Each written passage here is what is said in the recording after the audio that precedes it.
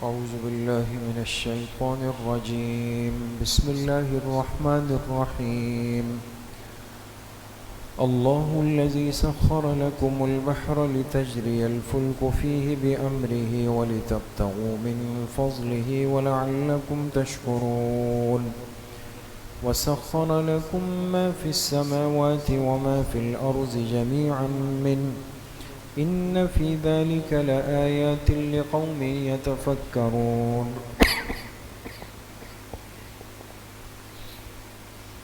قل للذين آمنوا يغفروا للذين لا يرجون أيام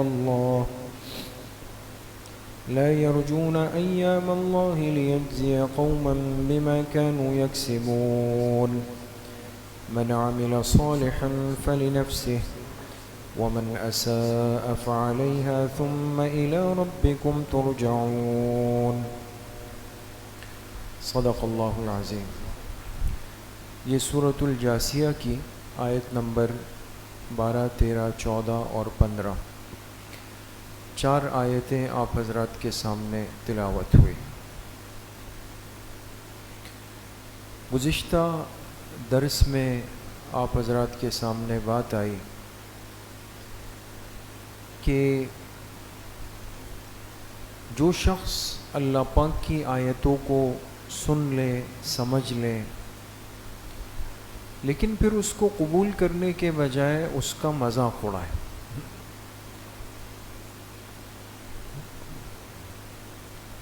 تو اللہ پاک نے فرمایا ایسے لوگوں کے لیے دردناک عذاب ہے، اس لیے کہ انہوں نے حق کو، ہدایت کو سمجھنے کے باوجود بھی اس کو رد کیا اور بطور استہزاء اور مذاق کے جھٹلا دیا، ہلکا سمجھا، تو اس پر ناراضگی بھی اتنی ہی بڑی.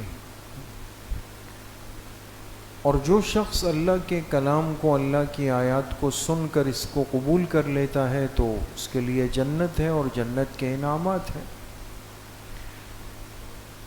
اس کے ساتھ ساتھ اس دنیا میں اللہ پاک نے بہت ساری چیزیں ایسی پیدا فرمائی ہیں کہ جن کا وجود انسانوں کے لیے باعث خیر ہے، باعث رحمت ہے، باعث ضرورت ہے. اور پھر سب سے بڑا فضل اللہ پاک کا یہ ہے کہ وہ چیزیں اللہ نے انسان کے لیے مسخر کر دی، اس کے کنٹرول میں دے دی. اب دیکھیں نا، ظاہر کی آنکھ سے اگر انسان دیکھے، عقل کی آنکھ سے انسان دیکھے، تو اپنے سے کئی گنا زیادہ طاقتور چیزوں کو انسان کہاں قابو کر سکتا ہے نا؟ آپ دیکھیں کبھی کبھی قربانی کے ایام میں جانور بگڑ جاتا ہے، بدک جاتا ہے، انسان کو گھما دیتا ہے، پاگل کر دیتا ہے. لیکن اس کے ساتھ ساتھ آپ دیکھیں کتنے بڑے بڑے جانور ہیں، ایک بچہ اس کو رسی سے پکڑ کے چلاتا ہے، وہ سر جھکا کے چل رہا ہے. اب وہ کون سی طاقت ہے اور کون سی ذات ہے جس نے اس طاقتور چیز کو اس کمزور انسان کے تابع کر دیا، اس کے کام میں لگا دیا؟ اب ہوائی جہاز انسان چلا رہا ہے، بحری جہاز انسان چلا رہا ہے، بڑی بڑی گاڑیاں انسان چلا رہا ہے، جو جسم میں، جسامت میں، حجم میں، طاقت میں، قیمت میں، ہر چیز میں ہم سے زیادہ ہے، انسان چلا رہا ہے. اس لیے کہ اللہ پاک نے اسے انسان کے لیے مسخر کر دیا، اس کے کام میں لگا دیا. یہ بھی اللہ پاک کی نعمت ہے. ان آیات کا ترجمہ ہے اللہ الذی سخر لکم البحر، اللہ وہ ذات ہے جس نے تمہارے لیے مسخر کر دیا سمندروں کو، لتجری الفلک فیہ بامرہ، تاکہ تم اس میں جہاز کشتیاں چلاؤ اللہ کے حکم سے، وَلِتَبْتَغُوا مِنْ فَضْلِهِ، اور تاکہ تم اس میں تلاش کرو اللہ کے فضل کو، یعنی اپنے معاش اور تجارت اور کمائی کے اسباب کو. وَلَعَلَّكُمْ تَشْكُرُونَ، اور تاکہ تم شکر گزار بن جاؤ۔ وَسَخَّرَ لَكُم مَّا فِي السَّمَاوَاتِ وَمَا فِي الْأَرْضِ جَمِيعًا مِّنْهُ، اور اسی ذات نے تمہارے لیے مسخر کر دی وہ تمام چیزیں جو آسمانوں میں ہے، جو زمین میں ہے، یہ سب کی سب منہ اس ذات کی طرف سے ہے۔ ان فی ذلک لآیات لقوم یتفکرون، بے شک ان تمام باتوں میں بڑی نشانیاں ہیں ان لوگوں کے لیے جو غور و فکر کرتے ہیں۔ قل للذین آمنوا، اے میرے حبیب صلی اللہ علیہ وسلم آپ کہہ دیجئے ایمان والوں سے، یغفروا للذین، کہ درگزر کر دیا کریں ان لوگوں کو، لا یرجون ایام اللہ، جو یقین نہیں رکھتے اللہ پاک کے فیصلوں پر، اللہ کے معاملات پر یقین نہیں رکھتے، ان کو درگزر کر دیں۔ لیجزی قوما بما کانوا یکسبون، تاکہ اللہ پاک ایسے نافرمانوں کو ان کے کیے ہوئے کا پورا بدلہ دے سکے۔ من عمل صالحا فلنفسہ، جو نیک کام کرے گا تو اس کا فائدہ اسی کی ذات کو پہنچے گا۔ ومن اساء، جو برائی کرے گا فعلیہا، تو اس کا وبال بھی اسی پر پڑے گا۔ ثم الی ربکم ترجعون، پھر اپنے رب کی طرف تم سب کے سب لوٹائے جاؤ۔ دو باتیں دوستوں آج کے درس میں بڑی اہم ہیں۔ ایک بات کہ اس کائنات کی بہت ساری چیزیں اور کائنات کا بہت بڑا حصہ وہ اللہ پاک نے اس انسان کے لیے مسخر کر دیا۔ مسخر کے معنی ہوتے ہیں کہ اس کے کام میں لگا دیا، اس کے اختیار میں دے دیا، اس کے کنٹرول اور قابو میں دے دیا، اور یہ اس سے فائدہ اٹھاتا ہے۔ اور پھر سمجھانے کے لیے اللہ پاک نے مثال دی تاکہ انسان سمجھ جائے۔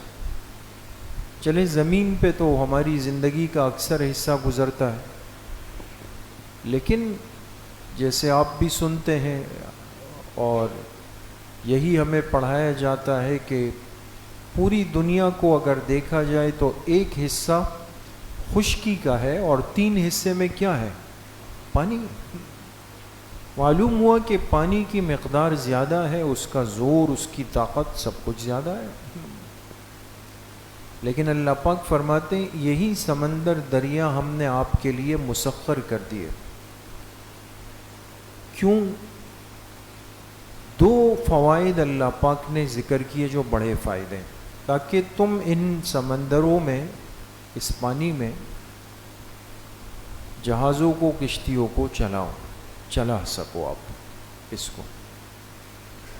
تو سفر کا ایک اہم ذریعہ وہ پانی بھی ہے۔ انسان بحری راستوں سے سفر کرتا ہے۔ اب چونکہ ہمارے ملک میں تو خیر یہ چیز اتنی زیادہ باقی نہیں رہی، لیکن جو بیرون دنیا ہے، خاص طور پہ مغربی یورپی دنیا ہے، وہاں ساتھی بتاتے ہیں کہ آج بھی نقل و حرکت کے لیے ایک بہت بڑا ذریعہ جو ہے وہ پانی کے بڑے بڑے جہاز ہوتے ہیں، اور کشتیاں ہیں، فیریز ہے، اور یہ سب چیزیں دنیا فائدہ اٹھاتی ہے۔ ہمارے ہاں جیسے ہم نے اپنے بڑوں سے سنا ہے کہ ایک وقت میں باقاعدہ حجاج اکرام وہ یہاں سے جہازوں کے ذریعے سے جاتے تھے، اور کتنے بزرگ بتاتے وہ بھی ختم ہو گیا۔ لیکن اللہ پاک نے وہ راستہ سفر کا رکھا ہوا ہے، اور اس کے ذریعے سے انسان بڑے بڑے سفر طے بھی کر لیتا ہے۔ ایک دوسری بات فرمائی وَلِتَبْتَغُوا مِنْ فَضْلِهِ، ہم نے دریا اور سمندروں کا پانی مسخر کر دیا تاکہ تم اس کے ذریعے سے اللہ کے فضل کو، یعنی اپنے معاش، زندگی کے گزارنے کے جو اسباب ہے، جو تجارت ہے، کمائی ہے، اس کو اس کے ذریعے سے تلاش کر لو۔ وہ بھی بالکل واضح ہے۔ آج تجارت کا ایک بہت بڑا حصہ وہ سب جو ہے وہ سمندری راستے سے ہوتا ہے، اور ہمیں تو بہرحال بہت اچھی طرح سمجھ میں آ گیا ان دنوں میں، جو نہیں بھی سمجھتا تھا وہ بھی سمجھ گیا، بھئی پیٹرول مہنگا ہوا، یہ مہنگا ہوا، کیا ہو گیا ہے جی؟ آبنائے ہرمز بند کر دی گئی ہے، یہی سنا نا؟ اب لڑائی کسی کی اور کچلا کون جائے، لیکن سمجھ میں آ گیا کہ یہ بھی راستے ہیں، یہ بھی چیزوں کی نقل و حرکت اور منتقلی کے ایک ذرائع ہیں۔ اگر کوئی سمندری راستے پر آ کے بیٹھ جائے اور کہے کہ نہیں جی میں نہیں چھوڑتا، تو مقصد یہ کہ بہت ساری چیزوں کا بحران پیدا ہو سکتا ہے، اور وہ نظر آتا ہے۔ تو اب تاجر حضرات اس چیز کو سمجھتے ہیں، اور ہم تو سنتے ہیں کہ کتنی چیزوں کی امپورٹ ایکسپورٹ ہے، کاروبار ہے پوری دنیا کے اندر، وہ پورٹس کے ذریعے سے اور بندرگاہوں کے ذریعے سے وہ چیزیں ہوتی ہیں، چیزیں منتقل ہوتی ہے، کاروبار ہوتا ہے۔ اور یہاں لفظ فضل فرمایا ہے، اسی سے بعض علماء نے فرمایا کہ تجارت جو سمندری راستے سے ہو اس میں برکت زیادہ ہوتی۔ بات سمجھ گئے؟ نقطہ بھی ہے اس کے اندر، لِتَبْتَغُوا مِنْ فَضْلِهِ، تاکہ اس راستے سے تم اللہ کے فضل کو تلاش کر لو۔ تو وہ تجارت جو سمندری راستے سے ہوگی اس میں برکت زیادہ ہے۔ باقی حقیقت آپ حضرات ان تاجروں سے، ان احباب سے سمجھ سکتے ہیں جو امپورٹ ایکسپورٹ کے کام سے جڑے ہوئے ہوتے ہیں، اور کنٹینر جاتے ہیں، بڑے بڑے جہازوں میں منتقل ہوتے ہیں۔ تو آج دیکھیں دنیا کا بہت بڑا نظام وہ ان چیزوں کے ساتھ وابستہ ہے، اور ہمارے ملک کی ایک اہمیت اس وجہ سے بھی ہے کہ ہمارے پاس سی پورٹ موجود ہے، خود ہماری کراچی میں موجود ہے، بندرگاہیں موجود ہے جہاں تک جہاز آتے ہیں۔ تو وہ عالمی دنیا جو پوری دنیا کے معاشی نظام پہ کنٹرول کرنا چاہتی ہے کہ اقتصادیات ان کے قابو میں آئے، انہوں نے خاص ان ممالک کو اپنا فوکس کیا ہوا ہے۔ یہ جو لڑائی، انتشار، جنگیں جان بوجھ کے مسلط کی گئی ہمارے حصے پر، اس کا ایک بہت بڑا سبب یہ بھی ہے کہ ان جگہوں تک ان کی رسائی ہو جائے، اور یہ اس کو کسی طریقے سے اپنے کنٹرول کے اندر لے لیں۔ تو قرآن کریم نے سمجھایا کہ یہ سب چیزیں اللہ پاک کی طرف سے ایک انعام ہے، ایک فضل ہے دوستو، اور جب بندہ اس سے فائدہ اٹھاتا ہے تو اس پر سب سے پہلا حق یہ ہوگا کہ وہ کس ذات کا شکر ادا کرے؟ اللہ پاک کا شکر ادا کرے کہ اللہ آپ نے میرے لیے راستہ بنا دیا، میں آپ کا شکر ادا کر لیتا ہوں۔ ایک بات۔ دوسری بات جو آج کی آیات میں ہے، وہ حکم دیا اہل ایمان کو، یغفروا للذین لا یرجون ایام اللہ، وہ لوگ جو اللہ کے معاملات پر یقین نہیں رکھتے ان کو معاف کرے، ان سے صرف نظر کریں، درگزر کریں، نظر انداز کر دیں ان کو۔ اب یہ کون لوگ ہیں جو اللہ کے معاملات کو نہیں مانتے؟ اس سے مراد وہ طبقہ ہے جو آخرت کے حساب کتاب کو، آخرت کی پکڑ کو، قیامت کو، پل صراط کو، ان سب چیزوں پر اس کا وہ یقین اور ایمان نہیں ہے۔ کہتے ہیں سب نعوذ باللہ باتیں، کہانیاں ہیں۔ اب یہ چاہے کسی بھی شکل میں یہ کفر موجود ہو، تو یہ طبقات ایمان والوں کو تنگ کرتے ہیں، شرارت کرتے ہیں۔ تو حکم دیا کہ اپنی معاشرتی زندگی میں اگر یہ تمہیں تنگ کریں، ستائے، چھیڑ چھاڑ کرے، تو ایک حد کے اندر ہو تو ان کو نظر انداز کرو، جس کو ہم کہتے ہیں اگنور کریں بھائی، اس کو حیثیت مت دیں اس کو۔ تو دو واقعات اس کے ضمن میں لکھے ہیں۔ ایک تو مکہ مکرمہ کا ہے، جب حضرت عمر رضی اللہ عنہ ایمان لائے تو چونکہ بڑے زوراور قداور قسم کی شخصیت تھی، اور مشرکین مکہ کو یقین نہیں آتا تھا کہ ہمارے اتنے خاص بندے نے اس پیغمبر کے ہاتھ پہ ایمان قبول کیا، تو بڑا غصہ تھا ان کو۔ تو ایک دن کیا ہوا کہ مکہ مکرمہ کی ایک بازار کے اندر حضرت عمر رضی اللہ عنہ اور ایک مشرک سردار تاجر کی آپس میں بحث ہو گئی، لڑائی ہو گئی، اور جب حضرت عمر رضی اللہ عنہ واپس ہوئے تو پیٹھ پیچھے اس نے الٹی سیدھی باتیں کی، سامنے تو نہیں کر سکتا تھا، دشنام ترازی کی، غلط بات کی۔ حضرت عمر رضی اللہ عنہ کو پتہ چلا تو فرمایا ٹھیک ہے میں اس کو دیکھ لیتا ہوں، اس کا حساب برابر کرتا ہوں میں۔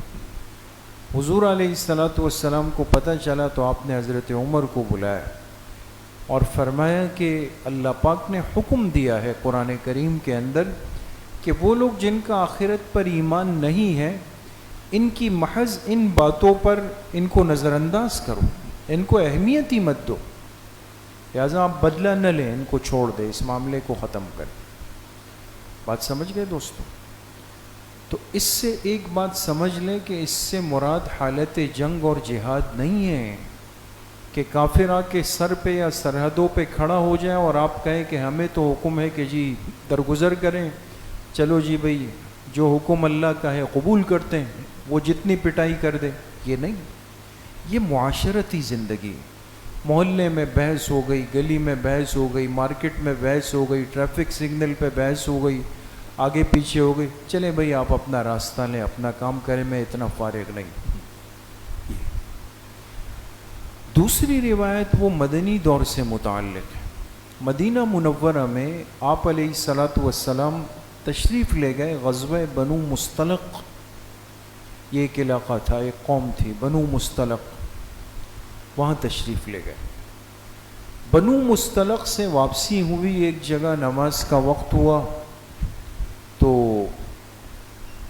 سب نے وضو کے لیے برتن بھرنا شروع کر دی۔ اچھا، اس لشکر میں منافقین بھی ساتھ ہوتے تھے اپنے آپ کو دکھلانے کے لیے کہ چلے ہم بھی آپ کے۔ تو عبداللہ ابن ابی جو رئیس المنافقین تھا، منافقین کا سردار تھا، اس نے اپنے غلام کو بھیجا کہ جا کر میرے برتن میں پانی بھر کے آ جاؤ۔ وہ بھی جا کے لائن میں لگ گیا، بہت ٹائم ہو گیا، وقت زیادہ ہوا۔ جب وہ غلام آیا تو عبداللہ ابن ابی نے پوچھا کہ تو اتنا وقت تو نہیں لگنا چاہیے جتنا آپ نے لگایا، اس کی وجہ؟ اس نے کہا کہ میں تو کھڑا ہو گیا تھا، اور لیکن مسئلہ یہ ہوا کہ جو پانی کا کنواں تھا اس جگہ پر حضرت عمر رضی اللہ عنہ نے اپنے ایک خادم کو کھڑا کیا تھا کہ بھئی آپ نظم برقرار رکھیں، اور اس کو کہا تھا کہ سب سے پہلے حضور علیہ السلام کا برتن پانی کا اور حضرت ابوبکر صدیق رضی اللہ عنہ کا برتن پانی کا، یہ بھر جائیں گے، اس کے بعد پھر آپ لائن کو ترتیب سے چلائیں۔ بات سمجھ گئے؟ تو جب حضور علیہ السلام اور آپ حضرت ابوبکر صدیق رضی اللہ عنہ کے برتن بھرنے لگے، اس کی وجہ سے جو ہے تاخیر ہو گئی۔ میں نے بہت کہا لیکن وہ غلام کہتے تھے کہ نہیں، حضرت عمر نے منع کیا۔ اب جب یہ سنا تو عبداللہ ابن ابی کو آگ لگ گئی، اس لیے کہ تو خود اپنے آپ کو سردار کہتا تھا۔ اب یہ حوصلہ رکھنا کہ بھئی اللہ کے پاک پیغمبر علیہ السلام اور ان کے رفیق خاص کی خدمت کی وجہ سے، تو ایک جس کو کہتے ہیں نا قلبی غیرت، یہ ایک الگ چیز ہوتی ہے، یہ تو ہر انسان کرے گا۔ ہم پانی کی مشین کے پاس کھڑے ہیں اور پیچھے کوئی بزرگ آئے تو ہماری غیرت ہمیں کہے گی کہ بھئی پہلے پانی کا گلاس ان کو پلا دے، چاہے وہ بعد میں آئے۔ آپ کہیں بیٹھے ہیں گاڑی میں، کوئی بزرگ آ جائے تو لوگ کہیں گے بھئی ان کو بٹھا دیں یہاں پہ اپنی جگہ پہ، سمجھ گئے؟ یا کوئی چیز آپ خرید رہے ہیں اور آپ کو پتہ چلا کہ بھئی یہ تو حضرت کے لیے وہ آئے، بھئی چلیں بھئی حضرت کو پہلے فارغ کر دیں۔ یہ چیزیں تو معاشرتی زندگی کے غیرت کے تقاضے ہوتے، اس پہ عمل ہوا۔ یہ اس منافق سے برداشت نہیں ہوا اور اس نے کہا کہ اچھا، اور ایک بہت غلیظ جملہ کہا اس نے، عبداللہ ابن ابی نے کہا کہ یہ تو ایسا ہے کہ سم من کلبک یأکلک، سم من کلبک یأکلک۔ اب کہا کہ یہ ایسا ہے کہ جیسے کلب، سمجھتے ہیں نا، کلب کہتے ہیں کتے کو، کہ تم اپنے کتے کو کھلا کھلا کے موٹا کر دو تاکہ کل وہ تمہیں کاٹ ڈالے۔ اب نعوذ باللہ اشارہ کس کی طرف کیا؟ حضور علیہ الصلاۃ والسلام اور حضرت ابوبکر صدیق رضی اللہ عنہ. اور مقصد کیا تھا کہ یہ لوگ مکہ سے ہجرت کر کے ہمارے پاس آئے تھے، ہم نے ان کو جگہ دی، ہم نے یہ کیا یہ کیا یہ کیا، آج یہ ہمارے اوپر وہ ہو گئے. لیکن تشبیہ اس منافق کی دیکھیں کتنی نامناسب اور قبیح تھی. جب اس نے جملہ کہا تو حضرت عمر رضی اللہ عنہ کو پتہ چلا، تو امت کی غیرت کے ٹاپ کلاس کے انسان تھے. انہوں نے تلوار لی، کہا کہ میں اس کو سمجھاتا ہوں اس نے کس کے بارے میں یہ الفاظ کہے. ننگی تلوار لے کر آئے. پھر آپ علیہ الصلاۃ والسلام کو صحابہ نے فرمایا تو آپ فوراً تشریف لائے. آپ نے حضرت عمر کو روکا اور فرمایا کہ اس آدمی سے نظر انداز کر دو، اس کو اہمیت مت دو. اس طرح یہ اس کا ظرف تھا کہ اس نے اپنے حصے کی بات کی. باقی اگر آپ اس کو یہاں سزا دے دیں گے تو کچھ لوگ اس کی تعریف کریں گے، اس کو چھوڑ دیں. آخرت میں اللہ نے اس کے لیے پورا عذاب تیار کر کے رکھا ہوا. بات سمجھ گئے دوست؟ تو قرآن کریم سے ایک اشارہ ملتا ہے دوستو کہ بعض دفعہ ایسا الٹا سا آدمی آ جاتا ہے نا، وہ تنگ کرتا ہے تو انسان کو غصہ آنا ایک طبعی چیز ہے. لیکن اب یہ اللہ نے ہمیں اختیار دے دیا کہ یا تو آپ بھی اس کو 1-2-4 رسید کر لو اور یہ دنیا میں، یا پھر میرے حوالے کر دو تو پھر آخرت میں تو ہم اپنے حساب سے اس کو دیکھ لیں گے. تو حکم دیا اہل ایمان کو کہ یغفروا للذین، دنیا میں ان کو درگزر کر دو، آخرت میں ان کو ہمارے پاس آنے دو، پھر ہم ان کا پورا حساب کرتے ہیں. اللہ پاک صحیح عمل کی توفیق نصیب فرمائے. کل انشاءاللہ صبح 11 بجے سے 11:30 بجے تک مستورات کی مجلس ہے، اور حضرات کی مجلس کب ہوتی ہے دوستو؟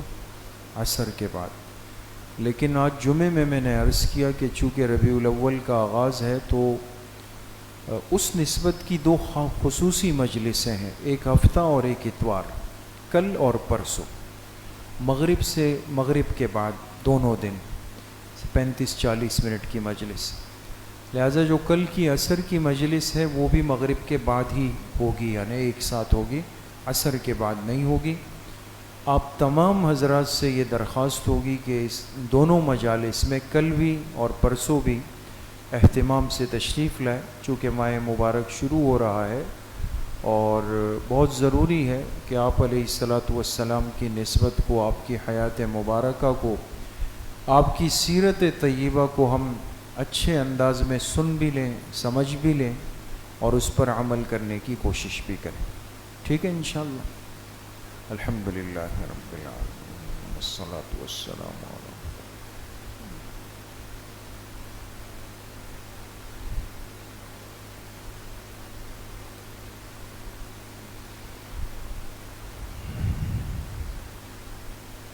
وصلی اللہ وسلم علی نبینا محمد وآلہ واصحابہ اجمعین.